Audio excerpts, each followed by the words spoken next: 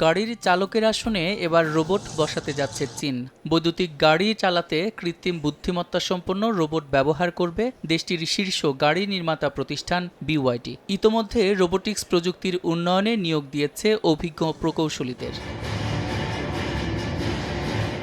প্রথমবারের মতো বাজারে বিদ্যুৎ চালিত গাড়ি নিয়ে এলো মালয়েশিয়ান প্রতিষ্ঠান প্রোটন। এর উদ্বোধনীতে দেশটির প্রধানমন্ত্রী আনোয়ার ইব্রাহিম বলেন, জীবাশ্ম জ্বালানির ওপর নির্ভরশীলতা কমিয়ে নবায়নযোগ্য শক্তির ব্যবহার যেমন বিনিয়োগকারীদের আকৃষ্ট করবে, তেমনিভাবে তৈরি হবে নতুন কর্মসংস্থান।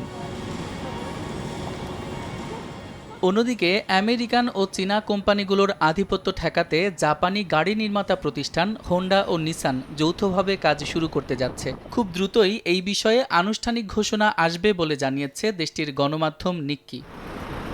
সাদিক হাসান ইমন, সময় সংবাদ।